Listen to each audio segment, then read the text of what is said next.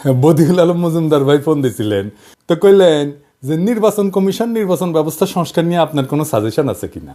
আমি কইলাম বদিউল ভাই সব সমস্যার সৃজনশীল সমাধান আছে, তবে আপনি ইমপ্লিমেন্ট করতে পারবেন কিনা জানি না, তবে শুধু আপনার সাথে কেন শেয়ার করব, সবার সাথে শেয়ার করি। তো আসেন আগে সমস্যাগুলো দেখি, আর দেখি আমার out of the box idea দিয়ে একসাথে কতগুলো প্রবলেম সলভ করা যায়। আমি প্রথমে বইলা রাখি যে তত্ত্বাবধায়ক সরকার কনসেপ্ট এটা লং টার্মে ফাংশন করবে না, এটা করেনি, ইতিহাস সাক্ষী। মাত্র 3 টার্ম কাজ করেছে, এটা তারপরে ভেঙে গেল 2006 সালে। হাঙ্গারের পলিটিক্যাল পার্টিগুলা কোনো কমিটমেন্ট রাখে না, চেয়ারে বসলে একবারে ওইটারে জমিদারি বলে মনে করে।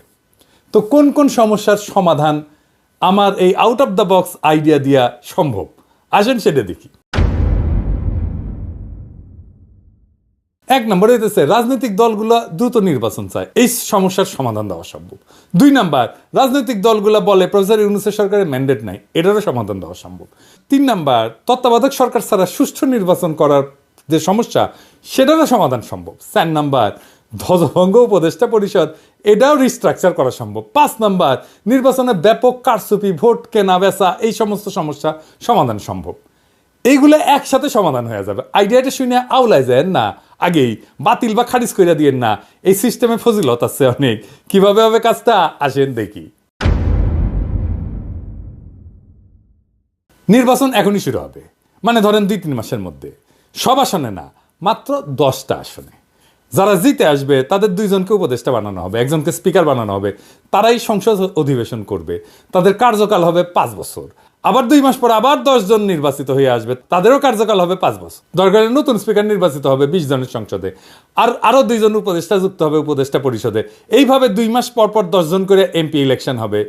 এমপিরা কিছু স্থানীয় কাজে যুক্ত হবেন, সচিবালয় সরকারি দপ্তরে ওভারসাইট করবেন, অধ্যাদেশগুলো যেগুলো করতেছে সেগুলো ভেটিং করবেন, তর্ক বিতর্ক করবেন, কোনো আইন প্রণয়ন করবেন না যতদিন না সংসদ পূর্ণাঙ্গ হয় বা কমপক্ষে 150টা আসন পূর্ণ হয়। এইভাবে প্রত্যেক 2 মাস পর পর উল্টা দিকে 5 বছর পর যাইয়া 2 মাস পর পর 10টা করে আসন খালি হবে, ফাঁকা হবে, সেই আসনে নির্বাচন হবে, তাই না? 5 বছর পরে এতে সুবিধা কি হবে? অল্প কয়টা আসনে নির্বাচন করার জন্য আপনি আইন শৃঙ্খলা রক্ষাকারী বাহিনীকে আসনের কেন্দ্রগুলোতে ব্যাপকভাবে মোতায়েন করতে পারবেন। ভোট কেন্দ্র দখল করা অসম্ভব হয়ে যাবে।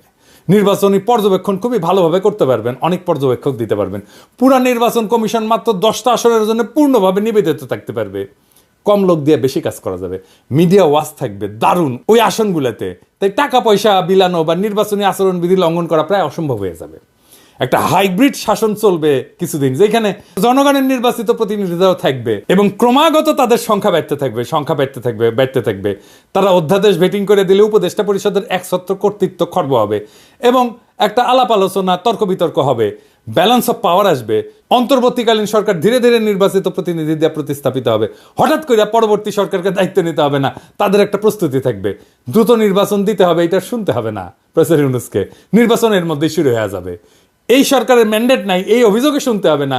গ্র্যাজুয়াল ইলেকশনের জন্য সরকারি দলের উপর একটা চাপ থাকবে যে মেয়াদ পূর্ণ হওয়ার আগেই সরকার পাল্টে যেতে পারে। জনগণ নির্বাচনে মাত্র 10টা সিটের সরকারি দলকে হারাই দিয়া সরকারি দলকে বার্তা দিতে পারে যে তাদের শাসন অজনপ্রিয় হয়ে গেছে, তাদের 5 বছর পর্যন্ত অপেক্ষা করতে হবে না রায় দেওয়ার জন্য। সরকার 2.5 বছরে বদলে ফেলা সম্ভব। আপনারা দেখবেন সাধারণত সরকার গঠনের প্রথম 4টা বছর এর তুলনায় শেষ বছরের চিত্র কিন্তু ভিন্ন হয়। কিছুটা সংযত হইয়া শেষ বছরটা সরকার, সরকারি দল, নেতাকর্মী অনেকটাই জনবান্ধব হওয়ার চেষ্টা করে। কারণ একটাই, যে সে তার ইমেজের যে ক্ষতি হয়েছে সেটা সরকারের শেষ বছরে ভালো করতে চায়। কারণ সামনে নির্বাচনের খাড়া যদি সব সময় ঝুলায় রাখা যায় তাহলে এটা কত ভালো হবে ভেবে দেখেন। সবসময় জনগণের ভোটের চাবুকের মুখে থাকবে সরকার। ভবিষ্যতে যখন এই নির্বাচন পদ্ধতি নিয়মিত অনুসরণ করা হবে তখন কিছুদিন পর পরে সরকারের গৃহীত কর্মসূচি জনমত যাচাইয়ের সুযোগ থাকতেছে। প্রতিনিয়ত সরকারকে জনগণের কাছে যাইতে হচ্ছে বলে সরকার জনকল্যাণমুখী হওয়ার ক্ষেত্রে সচেষ্ট থাকবে। এইবার 300 আসনে নির্বাচন সম্পন্ন হয়ে গেলে, সকল আসন পূর্ণ হলে সংসদ প্রধানমন্ত্রী নির্বাচিত করবে আর প্রফেসর ইউনূসকে প্রেসিডেন্ট নির্বাচিত করবে। পাওয়ার ট্রানজিশনটা গ্র্যাজুয়াল হবে, অ্যাব্রাপ্টলি বিদায় নিতে, হঠাৎ করে বিদায় নিতে হবে না। সব অন্তর্বর্তীকালীন সরকারের এক্সিট প্ল্যান নিয়ে দুর্ভাবনা থাকে, কিভাবে তারা শাসনটা শেষ করবে সেই দুর্ভাবনা এখন আর থাকলো না। এক্সিট এর মধ্যে দিয়ে পরিকল্পিত হয়ে থাকলো। একসাথে কতগুলো সমস্যার সমাধান হলো দেখেন। এখন এই 10টা আসন কিভাবে নির্বাচন করা হবে সেটা দৈব চয়নের মাধ্যমে হইতে পারে। এই ধরনের নির্বাচনী ব্যবস্থা কি কোথাও আছে? হ্যাঁ, না, নাই। আপনি সারাক্ষণ শুনবেন out of the box idea, out of the box idea, বের করো বের করো, কিন্তু যখন সত্যি সত্যি out of the box idea নিয়ে আসবেন, সৃজনশীল সমাধান নিয়ে আসবেন, দেখবেন গা মুচড়ামুচড়ি করিচ্ছে সবাই। সরকারকে ঘন ঘন জনগণের মুখোমুখি দাঁড় করাইতে পারলে অনেক সমস্যার সমাধান হয়ে যায়। আর নির্বাচনই কেবল সরকারকে জনগণের মুখোমুখি দাঁড় করাইতে পারে। আমাদের দেশে আমেরিকার প্রতিনিধি সভার মতো প্রতি বছর পুরা সংসদ নির্বাচন করা সম্ভব না, এবং তা বাস্তবসম্মতও না। তবে প্রত্যেক বছরই সরকার এবং রাজনৈতিক দলকে জনগণের কাছে নিয়ে যাওয়ার পথ খুঁজে বের করতে হবে। এইটা একটা পথ হইতে পারে। ভোটারের মুখোমুখি করতে হবে সরকারকে, এবং তা সম্ভব হইলে সঠিক পথে এগাচ্ছে কিনা বার্তা পেয়ে যাবে সরকার। 5 বছর পর পর একটা জাতীয় সংসদ নির্বাচন তত্ত্বাবধায়ক পদ্ধতির মধ্যে দিয়েই হোক বা অন্য পদ্ধতির মধ্যে দিয়ে হোক, এই যে কোনো সুফল বয়ে আনতেছে না সেটা তো প্রমাণিত। খুঁজতে হবে নতুন বিকল্প নির্বাচন পদ্ধতি, নতুন সরকার পদ্ধতি, যা প্রতিনিয়ত সরকারকে জনগণের মুখোমুখি দাঁড় করাবে। আপনাদের কি মনে হয় এই মডেল অনেক সমস্যার সমাধান করে দেবে না? আর আমার ক্ষুদ্র ভ্রাতার ভগিনীর কবে দাদার মাথায় কত প্যাঁচ রে বাবা, অটিকি আমার মাথার যদি একটা পেরেক ঢুকে দেয় না কেউ, ওটা বের করলে সেটা স্কুপ হয়ে বেরোবি। সেই জন্যেই আমার প্ল্যানিং নেয় না কেউ, ভাবে কি না এর মধ্যে করে রাখিছে এই প্ল্যানিংয়ে, শেষে ম্যাঙ্গো আর স্যাক 2 জয় বাংলা হয়ে যায় কিনা। তাই আমার কাজ প্ল্যান দেওয়া, দিলাম, ভাইবা দেখেন, ক্ষতি তো নাই। জুলাই আগস্ট বিপ্লব নতুন নতুন সম্ভাবনার দুয়ার খুলিছে। সেই দুয়ার দিয়ে আলো আসবে, সেই আলোতে শত ফুল ফুটবে, শত মত বিকশিত হবে। এইভাবেই দেশ আগায় যাবে।